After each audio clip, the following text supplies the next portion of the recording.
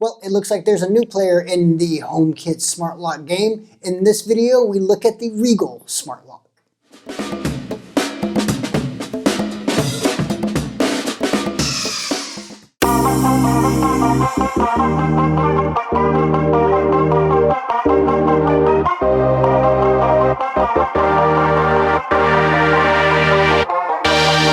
Greetings Internet, it's Dustin again with my HomeKit Home, bringing you everything Apple HomeKit. Everything from news to how-tos and product reviews just like this one. So if that's something that you're into, go ahead and hit that subscribe button if you haven't done so already, as well as the bell notification so you don't miss out on any of our new videos as soon as they're released. Well, a few months back, a newcomer to HomeKit, Reagle, launched their very first HomeKit-enabled product in their smart lock, and they reached out to us to see if we would give our thoughts on the product. So what we'll do in this video is we'll unbox it, we'll install the lock, we'll look at setting it up in the Reagle app, and then we'll look at how it functions in Apple's Home app, and at the end I'll give you my final thoughts on the product itself. So we do have a ton to talk about in this video, so let's go ahead and jump on in. Let's get this thing out of its package. So one of the benefits of having a smart lock like the Reagle smart lock is we actually have 3 different ways that we can actually interact and disengage and engage the lock. So we can use a standard traditional key, as you can see here. We can also use the keypad, which is a 2x5 keypad. No bells and whistles there.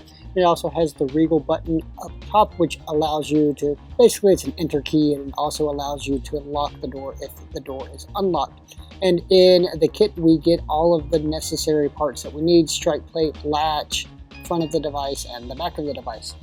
Getting into the installation itself, it's pretty straightforward. You know, I am a little bit stupid, and it took me a little bit longer than it should have, but once I kind of figured out everything, I'm also really bad at reading instructions, so it took me a little bit longer than it should have. But after about 10-15 minutes, it was installed, and I was, was in there and setting up the lock in the app. Some things you want to be aware of: make sure that your back sets are correct. Make sure that the thickness of your door is within range. All of those things you want to make sure of before you even purchase the lock. I had personally some issues the first time I installed a smart lock because the borehole that I had was actually a bit too small, because it was using a standard that has been out of date for about 40-50 years. So the hole was a bit smaller, but it was a bit of a nightmare to get it all working, but we did eventually get it all hooked up. So we'll attach the back plate there. We'll make sure that everything is, look at that, it does actually work. So we'll get everything screwed in and attached to the actual back plate there. And we'll get our batteries installed. They install, well, just like normal batteries do. It takes 4 AA batteries. So getting into the actual app setup itself here. So after giving it all the permissions that we need to, we'll go through all the different features that it has here. Going keyless, we can look at the Reagle code, which we'll look at here in a minute. Now we do have the option of setting it up directly with HomeKit, or we can log into the Reagle side of things and look at some of the extra features there. We'll go ahead and do that. Not my favorite thing to do, but for the sake of this, we'll go ahead and add our email address to another place on the interwebs. So going through here, we'll calibrate everything, make sure that the lock is doing what it's supposed to be doing. Takes just a few minutes. Once we're calibrated there, we'll go into the Apple HomeKit setup. We can see there that we've got a firmware update. We'll look at that here in a moment. But let's go ahead and get this thing rocking with HomeKit. So we'll go ahead and give it a name. And then we want to tell it which home it's in. And we'll scan our QR code there on the back. We can see they're already getting notifications, and we have our standard smart lock options here. In iOS 13, we do get the option for that fancy new little icon there, which I do like, so we'll use that one. And we'll give it a new name. We'll call it front door. I think that works for me. No, it isn't in the default room. I'll go ahead and put it into the dining room, which is where it actually is in my home. So we'll choose that one there. We'll definitely add this guy to our favorites. Just so that's easier, I can put it into Control Center. But other than that, yeah, this is a new thing that I noticed with iOS 13 and setting up a device for the first time, is it gives you some suggested scenes right off the bat. I really like this, not just because of the suggested scenes, but I like the direction in which HomeKit is going. Siri is actually kind of thinking about things, really, and saying, okay, what makes sense in your home, right?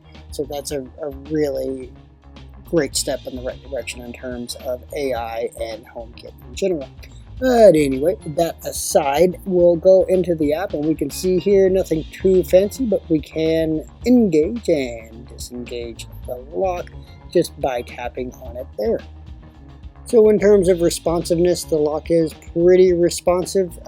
Notifications don't always come as quickly as the door engages and disengages. However, it works. In terms of the firmware update, it did take a few minutes. I would say this took a little bit longer than some firmware updates, but that's to be expected. This is probably one of the first firmware updates that they've had since they released the product.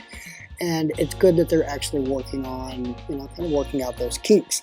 Of course, we can add someone to the lock, so we can send them an invitation to really, I guess, kind of join the home, the Reagle app, and the whole thing there. Or we can give them a code. So here we'll type in our code manually. And as you might be able to guess there, the code is a pretty simple one. Don't worry, I deleted the code after. However, we can also restrict this code, right? So we can determine, what days of the week, what time periods on those days of the week people can actually have access, what dates people can have access to it. So that's really a pretty granular experience there, and I thought that was really pretty nice in terms of restricting access there.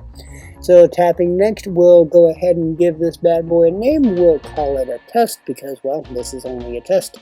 Once we've confirmed that, we can confirm everything there. You'll notice at the top right, we do have our share sheet, so if we want to send this all over to somebody, we can do that easily there. Let's see if this actually works. And would you look at that, it actually unlocked the door. So now looking at the Reagle code, this is one of the features that I really like about this app. Really, essentially what this does is generates a random number. And this is really great if, you don't want to think about a number, right? We tend to use the same numbers over and over and over again. So this automatically generates one. You can see there I didn't type in any numbers, and it gives us this nice lengthy code that we can then share with other people. The one downside to it is that I wasn't really able to find a way to actually delete the code. We can block it, but we're not actually able to delete the code, which I thought was a little bit strange. So going over now to our log, we can actually see who accessed the lock, how they did it. So if they put in the code, if they used the app, if they used, well, not a key, because, well, the lock has really no way of knowing if the door was unlocked, specific person with a key, but you get the idea. We have all of that information there. Looking at our lock settings, we do have a couple of really interesting things here. Of course, we can auto relock, which is a pretty standard feature across most smart locks these days. We can adjust the time, right? The time period between the unlocking and the auto relock, which is a pretty nice feature. One thing we can also do is we can adjust the auto unlock feature. And this is a pretty useful little tool just to make sure that you have enough time between the door auto unlocking and you actually getting to the door so that it doesn't relock itself. Speaking of the auto unlocking feature, there's something special here. So, of course, I went ahead and closed this out. But one of the great things about it is you can see there at the top, we can actually adjust the geofence radius for our home. How amazing is that? I know it's such a simple thing, but it's something that most kind of HomeKit dedicatees have been clamoring about, and I think it's a really great option. I don't know why Apple hasn't introduced this yet. So looking at the lock in Apple's Home app, it's a pretty standard fare here. Right? We can engage the lock, we can disengage it. Fairly straightforward there. Again, notifications, they come, not always on time, but they'll get there eventually. So here we have our new iOS 13 interface.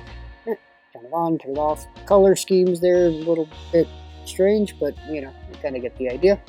And looking at the settings down there, we can, of course, look at our icon. We can change that if we want to. Right now, we've only got the 2, but I think that should suffice for the time being at least. Of course, we can see the battery status there. We can see which room it's in. We can see if it's active. We can see which scenes that it's in, which I really enjoy. And as per usual, we have a link to the manufacturer's app as well as the option to delete the accessory from our HomeKit setup. So now that all of that's out of the way, what are my thoughts on the Reagle lock itself? Well, I'm not going to claim to be an expert on smart locks, but I have tested a few here in my home, but I've also looked at some other ones both in the wild and at some friends' homes, and I've got a pretty good idea about how they work in general. And I have to say that Reagle's got a pretty solid offering. I was a little bit skeptical at first, given that it's the kind of 2x5 keypad instead of the standard 3x3 that we're all used to and we've been used to since we were, little kids. But it is a little bit awkward. I won't say that it's not, but at the same time, it's nothing that I can't get used to and haven't gotten used to over the past few months. The lock is a really solid build. It looks good. It's a very low profile. It's really well weather resistant. I like the sounds that it makes. I know that's kind of a silly thing to say, but the beeps and the audio feedback that we get from the lock itself, they're more well-rounded. They're kind of calming as opposed to some others that have harsher, kind of more robotic sounds. The responsiveness of this lock is pretty amazing. I haven't had any big delays. It not once has jammed up on me, and I can't say the same thing about the VocalLink T-Guard. Although I do think that both locks have their place and are great products. I really do appreciate the Reagle code feature, which allows us to actually auto-generate codes and kind of send them on the spot. This is particularly useful if you're renting out a bedroom with Airbnb or one of the other couch surfing services. Although I did find it a little bit weird that I wasn't able to actually delete the code, I could only block it. Speaking of the app, it's a pretty standard third-party app. It does ask for your HomeKit data, but you can only control their smart lock in the app. There's no other HomeKit kind of information or no other controls that we really have there. But within the app, we do get the log, which tells us who, when, how, why, what, if, all of those things within the log, and it tells us, all of that information in case something bad does happen. You've got all of that information. One of the other things that I did really like about the app is that not only does it have an auto relock feature, so you can set a timer after you've unlocked it so that it'll relock itself, but it also has an auto unlock feature. Okay, not a big deal. Why are you talking about this? I'm talking about it because you can actually adjust the radius of the geofence for your home, which is something that we can't do in Apple's Home app. And we can also adjust the settings for the duration of time before it automatically relogs. So that gives us more flexibility in terms of coming home, getting the groceries out of the car, making sure that Bruno is doing what he needs to do, locking our gate downstairs in my case. Right, and the lock is still unlocked. In the past I've had issues where I've come home, it automatically unlocks and then it relocks because, that's the timeout feature. So I really appreciate that about this app. I think the Reagle Smart Lock sits at a pretty good price point. It's not one of the most expensive, but it's also not one of the cheapest. It sits kind of in the middle, and I think it's a really good price point for the quality of this lock. In terms of battery life, I've had the lock for about 2 months now, and I've been putting it through its paces, and I'm still at a good 75%, so I'm pretty happy about that. Although, some of these readings with battery status indicators, they tend to fluctuate a bit, and they don't give you necessarily necessarily real-time kind of readings. So we'll see over time how that works, and if it's anything worth noting, I'll go ahead and leave it down in the comments below. Speaking of batteries, Reagle does recommend that you only use alkaline batteries for the smart lock. And it specifically says do not use rechargeable batteries, and I have a tendency to do that. So we'll see what happens after the first set of batteries runs out. We'll see if there's any kind of issues that we see with using rechargeable batteries. And again, if I note anything, I'll leave them down in the comments below.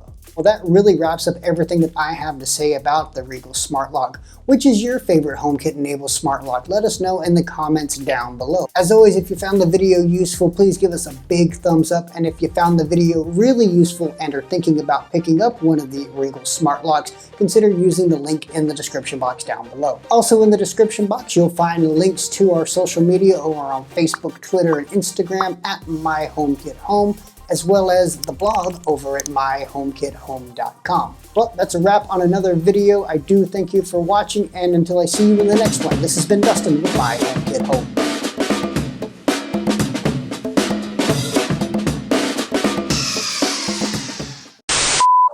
Such an angry dog. You'd think it's Bruno. It's not Bruno. Relax, HomeKit. Relax, HomeKit. Yeah, and dinner. Good boy. Okay, go.